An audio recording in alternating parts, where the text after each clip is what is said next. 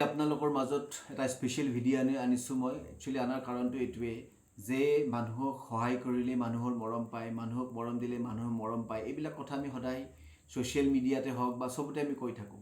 কিন্তু কথা হ'ল আজি মোৰ মনটো খুবেই ভাল, কাৰণ পেচেণ্টকতো আমি যিমান পাৰোঁ যিমান সম্ভৱ সেইখিনি আমি সহায় কৰোঁ। আমাৰ হস্পিটেলত, হেল্থ চিটি হস্পিটেলত সেইটো আমাৰ এটা নিয়ম বুলি ক'লেও ভুল নহ'ব।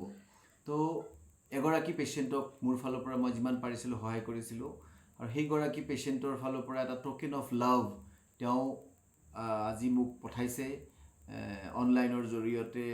তো মোৰ তাত আহিছে, আপোনালোকে চাব পাৰে।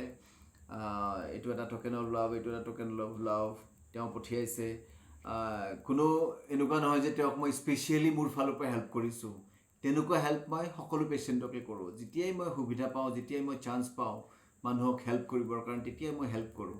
কিন্তু থেংকছটো চবেই দিয়ে, 100% চবেই দিয়ে। তো থেংকছৰ লগতে তেওঁ মোৰ কাৰণে স্পেচিয়েল এটা ট'কেন অফ লাভ পঠাইছে, এটা মানি প্লেণ্ট পঠাইছে আৰু এটা বুকে পঠাইছে।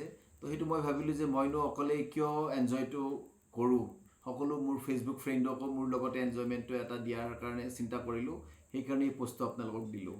তো কথা হ'ল এই যিটো হেল্প, এইটো হেল্প এটা মনৰ পৰা অহা হেল্প, আৰু সেই হেল্পটো সকলোকে কৰি আহিছোঁ। আপোনালোককো মোৰ ফালৰ পৰা 100% হেল্প কৰিম। যদি আপোনালোকৰ যদি এনেকুৱা বেমাৰে আজাৰে বিপদত পৰে, কণ্টেক্ট কৰিবলৈ নাপাহৰিব মোক। মই সদায় আপোনালোকৰ লগত আছোঁ, বেমাৰে আজাৰে সদায় থাকিম। যদি কিবা কাৰণত অসুখ হয় মোক কণ্টেক্ট কৰিব, সদায় হেল্প কৰি যাম। সেইটো মোৰ উদ্দেশ্য, সেইটোৱে মোৰ ভৱিষ্যতৰ এটা ডাঙৰ প্ৰতিজ্ঞা। Thank you very much for ৱাচিং। Thank U.